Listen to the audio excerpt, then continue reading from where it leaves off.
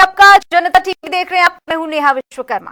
प्रधानमंत्री नरेंद्र मोदी के उत्तराखंड दौरे के दौरान देहरादून दिल्ली इकोनॉमिक कॉरिडोर का उद्घाटन करके राज्य को बड़ी सौगात दी गई। इस दौरान उन्होंने शीतकालीन पर्यटन और तीर्थाटन को बढ़ावा देने पर जोर दिया। वहीं पुष्कर सिंह धामी ने भी कहा है कि प्रधानमंत्री का उत्तराखंड से विशेष लगाव है और इसको लेकर उन्होंने क्या कुछ कहा, सुनिए। देहरादून दिल्ली से नहीं जुड़ा है, बल्कि पूरे देश से जुड़ने का जो हमारा समय है वो बहुत कम हो गया है। और एक तरह से मैं कहूँ कि जैसे एनसीआर रीजन है, उसी में बहुत सारी जगह पर 2.5-3 घंटे लग जाते हैं एक जगह से दूसरी जगह पहुंचने में। अगर कोई नोएडा या गाजियाबाद में है तो उसको गुड़गांव जाने तक तो 2.5-3 घंटे का समय लग जाता है। उतने ही समय में देहरादून से दिल्ली हम सब पहुँच जाएंगे। तो ये कहीं न कहीं आदरणीय प्रधानमंत्री नरेंद्र मोदी जी का, उनके नेतृत्व में चलने वाली सरकार का हमारे राज्य देवभूमि उत्तराखंड से जो विशेष लगाव है, विशेष यहाँ के विकास की जो चिंता है, उसका स्पष्ट एक बहुत बड़ा उदाहरण ये है। इसके साथ साथ प्रधानमंत्री जी ने कल के अपने संबोधन में हर एक उस स्थान का जिक्र किया, उस स्थान की ब्रांडिंग की पहले से जो करते आए, चाहे वो बाबा केदार का धाम हो, चाहे वो माड़ा गांव हो, चाहे वो सीमांत क्षेत्र पार्वती कुंड आदि कैलाश हो, गुंजी हो, या नंदा राजात हो, देहरादून का समतला देवी हो, जाटकाली मंदिर में उन्होंने स्वयं दर्शन किए हैं। अगले साल जो होने वाला भव्य कुंभ है उसके बारे में उन्होंने चिंता की। शीतकालीन यात्रा का उन्होंने विशेष उल्लेख किया है और प्रधानमंत्री का धन्यवाद भी करते हैं कि शीतकालीन यात्रा में उनके आने के बाद जो संख्या हमारी नाम मात्र की होती थी और शीतकाल में पूरी तरह से यात्रा बंद हो जाती थी, उस शीतकाल की यात्रा प्रारंभ हुई और प्रारंभ ही नहीं हुई। इस वर्ष 1.5 लाख से भी ज्यादा लोग अभी तक आ चुके हैं और मुझे लगता है कि संख्या 2 लाख के लगभग हमारी पहुंच जाएगी 19 तारीख तक। चारधाम को लेकर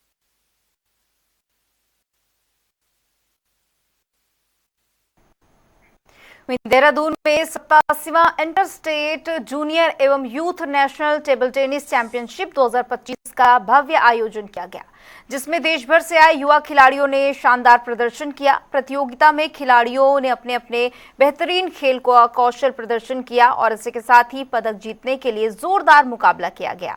इस राष्ट्रीय स्तर की चैंपियनशिप में उत्तराखंड में खेलों को नई पहचान मिलने के साथ ही युवा प्रतिभाओं को आगे बढ़ाने का अवसर मिलेगा।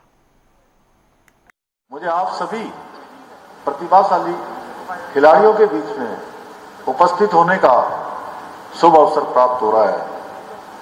मैं उत्तराखंड को पहली बार इस ऐतिहासिक आयोजन की मेजबानी का अवसर प्रदान करने के लिए भारतीय टेबल टेनिस महासंघ का हृदय से आभार व्यक्त करता हूं, जिन्होंने ये प्रतियोगिता का आयोजन हमारे राज्य को दिया है।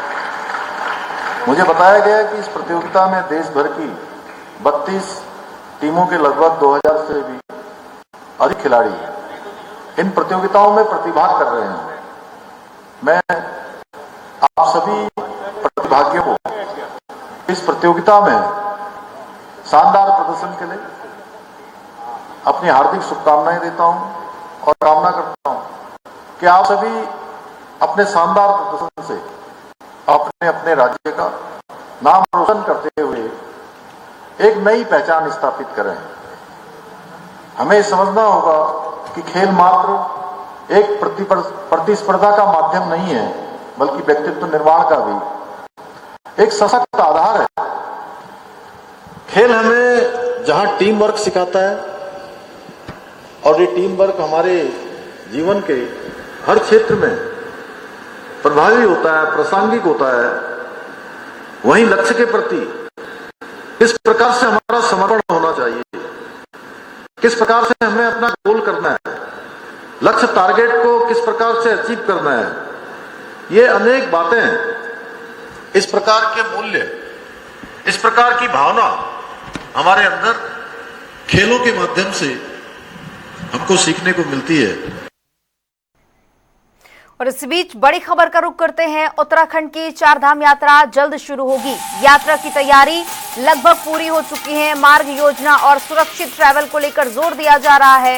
यात्रा का शुभारंभ 19 अप्रैल से होगा। 19 अप्रैल से गंगोत्री और यमुनोत्री धाम खुलेंगे। केदारनाथ धाम के कपाट 22 अप्रैल को खुलेंगे और इसके साथ ही बद्रीनाथ धाम के कपाट 23 अप्रैल को खुलेंगे। केदारनाथ के लिए हेली शटल सेवा की ऑनलाइन बुकिंग आज से शुरू होगी और सरकार की यात्रा को सुगम और सुरक्षित बनाने पर जोर दिया जा रहा है। तो बड़ी जानकारी इस वक्त की बता दें आपको, चारधाम यात्रा को किस तरह से सुरक्षित रखना है, किस तरह के इंतजाम किए जा रहे हैं, उसकी लगातार हम आपको अपडेट दे रहे हैं। इसी बीच बड़ी जानकारी, यात्रा की तैयारी लगभग पूरी हो चुकी है। मार्ग योजना और किस तरह से सुरक्षित रखा जाना है, इसको लेकर लगातार जोर दिया जा रहा है। 19 अप्रैल को गंगोत्री और यमुनोत्री के कपाट खोले जाएंगे, ये धाम खुल जाएंगे और इसके साथ ही यात्रा शुरू होगी। तो बड़ी जानकारी इस वक्त की बता दें आपको और इस पर ज्यादा जानकारी के लिए हमारे साथ संवाददाता अरुण सैनी लाइव जुड़ चुके हैं। अरुण, तैयारियां लगभग पूरी हो चुकी हैं क्योंकि अब 3 से 4 दिन का ही समय बचा है। क्या कुछ ताजा जानकारी, किस तरह से अभी हलचल है? जी बिल्कुल, देखिए प्रदेश में 19 अप्रैल से चारधाम यात्रा की शुरुआत हो रही है और 19 अप्रैल को गंगोत्री और यमुनोत्री धाम के कपाट खुलेंगे। तो वहीं 22 अप्रैल को केदारनाथ धाम के कपाट खुलेंगे और 23 अप्रैल को बद्रीनाथ धाम के कपाट जो है वो खुलने जा रहे हैं। इसी के साथ ही चारधाम यात्रा को लेकर प्रदेश में तमाम तैयारियां जो है वो चल रही हैं और लगातार जिस तरीके से यात्रा से संबंधित सभी विभाग अपनी अपनी तैयारियों में जुटे हुए हैं। सुबह के मुखिया पुष्कर सिंह धामी की लगातार जो है चारधाम यात्रा को लेकर समीक्षा बैठक कर रही है, समीक्षा कर रहे हैं और इसी के साथ साथ ही अधिकारी को तमाम दिशा निर्देश देने का काम भी मुख्यमंत्री पुष्कर सिंह धामी कर रहे हैं और यात्रा से संबंधित जो भी विभाग है जिनकी तैयारियां चल रही है उन तैयारियों की भी समीक्षा और जायजा लगातार मुख्यमंत्री कर रहे हैं। इसी के साथ ही कल भी मुख्यमंत्री पुष्कर सिंह धामी रुद्रप्रयाग दौरे पर जाएंगे जहाँ पर वो सड़क मार्गों का निरीक्षण करेंगे, वहाँ की स्थितियों का जायजा लेंगे और मुख्यमंत्री पुष्कर सिंह धामी ने साफ तौर पर कहा है कि चारधाम यात्रा के लिए उत्तराखंड पूरी तरह से तैयार है। चारधाम यात्रा को लेकर पूरी तैयारी जो है की गई है क्योंकि चारधाम यात्रा एक तरीके से उत्तराखंड की लाइफलाइन है और उत्तराखंड की आर्थिकी की लीड चारधाम यात्रा है। उसी तरीके से कल प्रधानमंत्री ने दिया है, चारधाम यात्रा को लेकर के जिक्र किया और उन्होंने सभी से आग्रह भी किया कि जो भी देवभूमि में पहुंचे, चारधाम यात्रा करने के लिए पहुंचे, चारधाम यात्रा शुरू हो रही है तो देवभूमि को सुरक्षित रखने का काम भी करे। चाहे इसमें प्रदेश के नागरिक हो या अन्य प्रदेशों के देश के कोने कोने से जो श्रद्धालु यात्रा पहुंचे चाहे वो भी हो, देवभूमि को सुरक्षित रखना सभी की प्राथमिकता है। तो इसी के साथ ही चाहे वो सफाई की व्यवस्था हो या पेयजल की व्यवस्था हो या फिर आवास की व्यवस्था हो, रहने की व्यवस्था हो, ट्रैफिक की व्यवस्था हो, वाहनों को पार करने की व्यवस्था हो या फिर अन्य सुरक्षा व्यवस्था हो, आपदा के दृष्टि में तमाम तैयारियां हो, इस तरीके की तमाम तैयारी जो है वो की गई है और जिस तरीके से इस बार अनुमान ये लगाया जा रहा है कि चारधाम यात्रा में इस बार पिछले सभी वर्षों की रिपोर्ट जो है वो से आ सकते हैं क्योंकि जिस तरीके से चारधाम यात्रा में देखा जा रहा है साल 10 साल जो है श्रद्धालुओं की संख्या में बड़ा इजाफा देखने को मिल रहा है। इसी के साथ साथ ही शीतकालीन चारधाम यात्रा भी जो होती है उसमें भी श्रद्धालुओं की संख्या बढ़ रही है। तो ऐसे में जिस तरीके से जो क्राउड बढ़ रहा है, श्रद्धालुओं की संख्या लगातार प्रदेश में बढ़ रही है, उसी हिसाब से तमाम तैयारियां भी प्रदेश में चारधाम यात्रा को लेकर की जा रही है ताकि जो भी यात्री यहाँ पे पहुंचे, श्रद्धालु पहुंचे, उन्हें किसी प्रकार का जोखिम न उठाना पड़े, किसी प्रकार की दिक्कत की परेशानी न देनी पड़े। चाहे वो रजिस्ट्रेशन की प्रक्रिया हो, रजिस्ट्रेशन की प्रक्रिया काफी समय पहले से ही शुरू कर दी गई थी, ऑनलाइन रजिस्ट्रेशन की प्रक्रिया, ऑफलाइन रजिस्ट्रेशन की प्रक्रिया जो वो चल रही है। इसी के साथ साथ ही जो है एयर हेली सेवा की भी शुरुआत जो वो हो चुकी है, हेली सेवा की बुकिंग बिल है वो चल रही है। इस तरीके से चारधाम यात्रा को लेकर तमाम तैयारियां बिल्कुल अरुण, सरकार का पूरा फोकस है कि यात्रा को सुरक्षित और सुगम बनाया जाए और इसी वजह से अधिकारियों से भी लगातार सीएम धामी बैठक कर रहे हैं, बातचीत कर रहे हैं। इसी बीच बड़ी खबर का रुख करते हैं, आप बने रहिएगा हमारे साथ, आगे भी आपसे जानकारी लेते रहेंगे। तो बड़ी खबर बता दें आपको, चारधाम को लेकर बड़ी जानकारी, सीएम धामी ने समीक्षा बैठक की है और तैयारियों को लेकर सीएम पुष्कर सिंह धामी ने जायजा लिया है। चारधाम यात्रा हमारे राज्य की लाइफलाइन है, ये हमारी सर्वोच्च प्राथमिकता है। चारधाम यात्रा के लिए उत्तराखंड पूरी तरह से तैयार। तो बड़ी जानकारी इस वक्त की बता दें आपको, सरकार की ओर से लगातार बैठकें की जा रही है, किस तरह से यात्रा को सुरक्षित बनाना है, सुगम बनाना है, यात्रियों की जो यात्रा है वो किस तरह से यादगार हो, इसको लेकर लगातार काम किया जा रहा है और तैयारियों को लेकर सीएम धामी की ओर से जायजा लिया गया है, बातचीत की गई है। उन्होंने कहा राज्य की लाइफलाइन है चारधाम यात्रा, हमारी सर्वोच्च प्राथमिकता है। लगातार हमारे साथ अरुण सैनी जुड़े हुए हैं। तो अरुण, इस पूरे मामले पर देखिए लगातार अपडेट्स भी सामने आ रहे हैं। सीएम धामी भी इस पर बैठक की है उन्होंने और कहा है कि चारधाम यात्रा लाइफलाइन है राज्य की। जी बिल्कुल, देखिए मुख्यमंत्री पुष्कर सिंह धामी लगातार चारधाम यात्रा को लेकर बैठक कर रहे हैं। चारधाम यात्रा को लेकर पूरे एक्टिव मोड में मुख्यमंत्री पुष्कर सिंह धामी लगातार दिखाई दे रहे हैं। जब पिछली बार की चारधाम यात्रा समाप्त हुई थी, कपाट बंद हुए थे दामों के, तब से ही मुख्यमंत्री पुष्कर सिंह धामी को लेकर काफी एक्टिव है और उन्होंने सभी अधिकारियों को निर्देश भी दिए थे कि चारधाम यात्रा योजना समझौते के खिलाफ समाप्त हो गई है। इसी के साथ साथ ही अगली चारधाम यात्रा जो हो रही है उसके लिए तैयारियां अभी से ही शुरू करनी है, ताकि पिछले वक्त जो खामियां रही हैं वो पिछली अगली यात्रा में ना हो। तो पिछली बार जो तमाम दिक्कतें रही उनसे सबक लेकर इस बार तमाम तैयारियां की जा रही है, ताकि जो चुनौतियां पिछली बार सरकार के सामने, प्रदेश के सामने चारधाम यात्रा के दरमियान रही है, वो चुनौती इस बार उनका अच्छे से निपटा जा सके, अच्छे से उनका सामना किया जा सके, ताकि किसी भी यात्री को कोई भी परेशानी ना हो। क्योंकि आपदा के दृष्टिगत भी देखा जाए तो काफी चुनौतियां चारधाम यात्रा में रहती है। तो डेंजर जोन जो है वहाँ पर जो उपकरण लगाए गए हैं वहाँ पर उन्हें सुरक्षित किया गया है। इसी के साथ साथ ही जो तमाम तैयारियां है यात्रियों के रहने को लेकर के, उनके खाने पीने को लेकर तमाम के साथ सफाई की व्यवस्था है।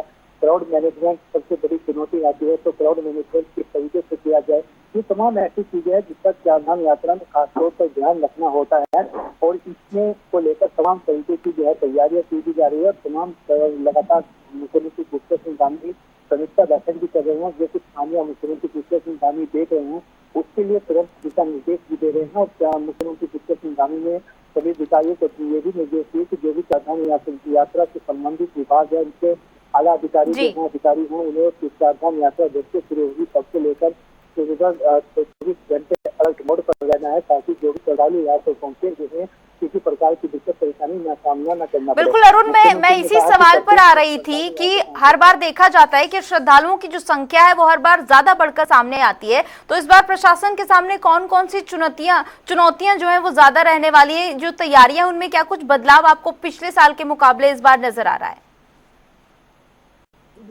देखिए, तरीके से पिछली बार की अगर बात की जाए तो पिछली बार की चारधाम यात्रा जब चल रही थी तो पिछली बार की चारधाम यात्रा में मौसम सबसे बड़ी चुनौती जो है प्रदेश सरकार के सामने, प्रदेश के सामने बंदर खड़ा हुआ था। पिछली बार जो आपदाएं आई उस आपदा की वजह से काफी नुकसान भी प्रदेश में हुआ। चारधाम यात्रा पर भी काफी असर जो पिछली बार आपदाई उससे पड़ा। बीच में करीब 1.5 से 2 महीने चारधाम यात्रा पूरी तरीके से बंद रही और उसको लेकर काफी जो है नुकसान भी हुआ और चाहे वो धरातल पर नुकसान हो या अन्य नुकसान हो, वो भी तमाम नुकसान हुए।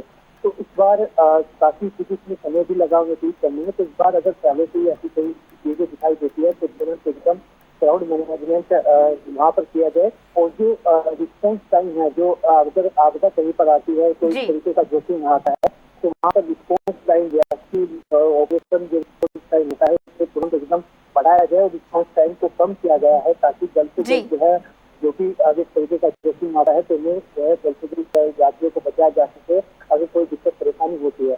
इसी के साथ साथ ही मुख्यमंत्री पुष्कर सिंह धामी ने सभी को जो है वो निर्देश भी दिया। मुख्यमंत्री पुष्कर सिंह धामी ने यह भी कहा कि प्रत्येक जो भी श्रद्धालु उत्तराखंड में पहुंचेगा उसकी प्राथमिकता वो सरकार की पहली प्राथमिकता है और सरकार की जिम्मेदारी है उसका पूरा ध्यान रखना। और जब तक वो यात्रा करके दर्शन करके अपने घर वापस नहीं लौटता तब तक प्रदेश सरकार की जिम्मेदारी है। तो इसी के कार्य करना है, सभी विभागों को कार्य करना है। बिल्कुल अरुण, चारधाम यात्रा की तैयारियां लगभग पूरी हो चुकी हैं। सीएम की ओर से लगातार इस पर नजर भी बनाई जा रही है। फिलहाल आपका बहुत बहुत शुक्रिया तमाम जानकारी के लिए। यात्रा हमारी सर्वोच्च प्राथमिकता है हमारी, ये लाइफलाइन है राज्य की, देवभूमि की और चार धामों की यात्रा से बहुत बड़ी आर्थिकी हमारी चलती है। हम पूरी तरह से चारधाम यात्रा के लिए तैयार हैं। सड़क मार्ग भी अच्छी हों, अन्य व्यवस्थाएं भी अच्छी हों, परिवहन व्यवस्थाएं हैं, आवास है, पेयजल है और पुलिस व्यवस्था है, ट्रैफिक व्यवस्था है, सभी व्यवस्थाएं अच्छी हों, और इसीलिए मैंने ये भी तय किया है कि मैं स्वयं पहले भी कई समीक्षाएं मैं कर चुका हूँ अलग अलग स्थानों पर। और कल मैं स्वयं रुद्रप्रयाग में जाऊंगा, वहां से लेकर गुप्तकाशी तक और अन्य मार्गों को भी बीच में देखता रहूंगा। हमारा प्रयास है कि सभी सड़कें भी दुरुस्त हों, अन्य व्यवस्थाएं भी अच्छी हों, और उत्तराखंड पूरी तरह से चार धाम यात्रा के लिए तैयार है। चार धाम आने वाले सभी श्रद्धालुओं से, सभी यात्रियों से मैं कहना चाहता हूँ कि हर दृष्टि से पूरी तरह से हमारा राज्य चार धाम यात्रा के लिए तैयार है। और मानव और वन्य जीव संघर्ष को लेकर वन मंत्री सुबोध उनियाल ने कहा कि पिछले 4 वर्षों में वन विभाग की क्षमता को लगातार मजबूत किया गया है। उन्होंने कहा कि अधिकारियों को समय पर पदोन्नति देने के साथ ही संसाधनों में भी बढ़ोतरी हुई है। वन्यजीव हमलों में मुआवजे की राशि को 4 लाख से बढ़ाकर 6 लाख और अब 10 लाख रुपए की बात कही गई है। इसी के साथ ही हजारों जागरूकता शिविरों के माध्यम से लोगों को सतर्क रहने के लिए प्रेरित किया जा रहा है। मंत्री ने कहा कि इस समस्या के समाधान के लिए जनता का जागरूक होना बेहद जरूरी है, तभी ऐसे मामलों में कमी लाई जा सकेगी। हमें तो देखिए पौड़ी अपना संवेदनशील था, और उसी को देखते हुए हमने पिछले 4 सालों में मैन पावर बढ़ाई फॉरेस्ट डिपार्टमेंट। पहली बार हम लोगों ने डायरेक्ट एसडीओ की पोस्टिंग करने का काम किया। हमने समय पर अपने विभागीय अधिकारियों को पदोन्नति देने का काम किया ताकि बड़े मनोबल के साथ काम कर सके। और आम आदमी को पहली बार हमने सोलर लाइट के साथ साथ घुस कटर देने का काम किया है ताकि गाँव के लोगों ने गाँव के अंदर खड़िया होने 4 लाख के मुआवजे को बढ़ा के बिना पर 6 लाख किया, पट्टा करने का काम किया। तो सरकार को लेकर संबंध थी, और हजारों हमने अवेयरनेस कैंप अपने सेक्शन स्तर पर चलाए कि ताकि लोगों को आप देखिए, लोग कई बार मुझे शिकायत आती है, हमने फलानी लोगों को मना किया कि मत जाओ लकड़ी आजीविका भी, और जंगल में लकड़ी लेने का। तो इसमें देखिए अगर आप स्वयं क्या करें, लेकिन उसके अलावा हम लोग रेस्क्यू सेंटर भी बना रहे हैं कि ताकि जब हमारे जो के साथ तो हमारी संख्या बहुत ज्यादा है लेपर्ड की, तो रेस्क्यू सेंटर में कुछ बूढ़े और घायल लोगों के लिए उसका काम कर रहे हैं। लेकिन कुल मिलाकर के पब्लिक अवेयरनेस से ही इसको कम किया जा सकता है। और अगर पब्लिक जनता जागरूकता से काम नहीं करेगी, फॉरेस्ट फायर हो, ह्यूमन वाइल्ड लाइफ कॉन्फ्लिक्ट हो, इसके लिए सबसे बड़ा हथियार तो पब्लिक अवेयरनेस है। और देहरादून में हरीश रावत ने लोकसभा सीटें 543 से बढ़ाकर 850 करने और प्रस्ताव और अनुच्छेद 81 में संशोधन पर अपनी प्रतिक्रिया दी। उन्होंने इसे संसद और विधानसभाओं में 33% महिला आरक्षण के लागू होने से जोड़कर देखा और इस पर अपनी विस्तार से बात रखी है। महिला आरक्षण अत्यधिक स्वागत योग्य है। राजीव गांधी जी ने यह सपना देखा था, पंचायतों में महिलाओं को 33% आरक्षण लाए, और अब संसद में भी आए। कांग्रेस ने निरंतर उसके लिए आवाज उठाई सोनिया जी के नेतृत्व में। अब वो सौभाग्य देश को मिलने जा रहा है। महिलाओं की एक बड़ी भागीदारी होने जा रही है। प्रश्न ये है कि राज्यों के अंदर जो परिसीमन होगा इस निर्णय के साथ जुड़ा हुआ, वो किस आधार पर होगा। कई राज्य आशंकित हैं, जिनमें उत्तराखंड को भी आशंकित होना चाहिए। परिसीमन में तुलनात्मक रूप से हमारे लिए कई तरीके की जटिलताएं खड़ी होंगी। तो दक्षिण के राज्यों के कई शंकाएं हैं, और दूसरे राज्यों की भी कई शंकाएं हैं। जो जनसंख्या में भारी भरकम स्टेट है, कहीं केवल उनका ही दबदबा न हो जाए। हमारा संघीय संविधान है जो एक संतुलन आधारित व्यवस्था पर टिका हुआ, जो उसकी बुनियाद है। कहीं ऐसा न हो कि बाबा साहब भीमराव अंबेडकर द्वारा बनाई गई संघीय व्यवस्था की बुनियाद कमजोर हो जाए परिसीमन से, आरक्षण से नहीं। आरक्षण का सब स्वागत कर रहे हैं। और बद्रीनाथ क्षेत्र की धार्मिक आस्था को लेकर सियासत तेज हो गई है। कांग्रेस के ब्लॉक प्रमुख अनूप सिंह नेगी ने बीजेपी सरकार पर गंभीर आरोप लगाते हुए कहा है कि ज्योतिर्मठ क्षेत्र जो पंच केदार और पंच बद्री की पावन भूमि है, वहां नए सर्किट से ध्यान बद्री को बाहर कर दिया गया है। उन्होंने ये भी कहा है कि ध्यान बद्री का ऐतिहासिक और पौराणिक महत्व प्राचीन ग्रंथों में वर्णित है, ऐसे में इसे हटाना आस्था के साथ अन्याय है। इस मुद्दे को लेकर अब राजनीतिक और धार्मिक बहस तेज हुई है। विकासखंड ज्योतिर्मठ में पंच केदारों की भूमि है, पंच बद्री की भूमि है। और मैंने आपको बताया कि जो पांच बद्री है उसमें जो प्रथम बद्री है वो हमारे विकासखंड, पांचों बद्री जो है वो विकासखंड ज्योतिर्मठ में है। और वर्तमान समय में जो उत्तराखंड सरकार द्वारा जो सैव सर्किट बनाया गया है उसमें जो पांच बद्रियों में जो प्रथम बद्री है ध्यान बद्री, उसको गायब कर दिया गया है, जो कि ध्यान बद्री विकासखंड ज्योतिर्मठ के उर्गम घाटी में विद्यमान है और उसका अपने आप में एक बहुत ऐतिहासिक और पौराणिक महत्व भी है। और वर्तमान आप चाहे केदारखंड की किताबों में देखिए, उसमें वर्णन देखिए, जो पंच बद्री प्रथम बद्री उर्गम घाटी में स्थित है, लेकिन वर्तमान समय में उसको पंच बद्री में से उसको हटा दिया गया है, जो कि बहुत निराशाजनक है। हल्द्वानी के कालाडूंगी विधानसभा क्षेत्र में समाज सेवा से जुड़े लोगों को सम्मानित करने के उद्देश्य से नगर के नायक सम्मान समारोह का आयोजन किया गया, जहां वार्ड संख्या 39 में आयोजित इस कार्यक्रम में आंगनबाड़ी कार्यकर्ता, आशा कार्यकर्ता, स्वच्छता कर्मी, विद्युत कर्मी और सेवानिवृत्त सैन्य अधिकारियों सहित समाज के कई जमीनी स्तर पर कार्य करने वाले लोगों को सम्मानित किया गया। मनोज पाठक के मार्गदर्शन में इस आयोजन का उद्देश्य समाज के वास्तविक नायकों को पहचान देना और उनके योगदान को जन जन तक पहुंचाना रहा। कार्यक्रम में बड़ी संख्या में स्थानीय लोगों की मौजूदगी भी रही, जिससे ये आयोजन प्रेरणादायक साबित हुआ। बहुत अच्छा लगा हमें यहाँ पे आके, जो हमारा सर्वे आज हमारा मान सम्मान बढ़ाया है, हम लोगों को यहाँ बुला के और हमें सम्मानित करा है, तो हमें बहुत ही खुशी हो रही है और सभी महिलाओं में उत्साह का माहौल है। जो नगर के नायकों का सम्मान समारोह की प्रक्रिया शुरू की है, ये समाज के लिए एक बहुत अच्छा संदेश है। अभी जब मैं उनसे बात करता तो पता चला कि आज वो 13वीं जगह कर रहे हैं। इससे जो ग्रास रूट लेवल पर जो काम कर रहे हैं वो खास, क्योंकि हर एक आदमी मीडिया में समाचार पत्रों में नहीं आ सका है। नगर के नायकों का सम्मान हमने उस आशा बहन को, जो किसी भी समय में बच्चे की और माँ की जान को बचाने के लिए हॉस्पिटल के लिए निकल पड़ती है, वो आंगनबाड़ी कार्यकर्ता जो दिन भर भोजन के लिए अपने पेट के लिए मेहनत करते हैं खेत खलिहान में और शाम को भोजन पाते हैं, उन सबके बच्चों की देखरेख करने का काम हमारी बहन आंगनबाड़ी कार्यकर्ता, जो सरकार की योजनाओं को धरातल तक क्रियान्वित करने के लिए लगातार लगी रहती हैं। हमारे क्षेत्र की खराब होती है तो पोल पर चढ़कर आप हमारे अपने जान को जोखिम डालते हुए वो उसको ठीक करने का प्रयास करते हैं। उत्तराखंड के खास बुलेटिन में फिलहाल इतना ही। बने रहिए जनता टीवी के साथ। नमस्कार।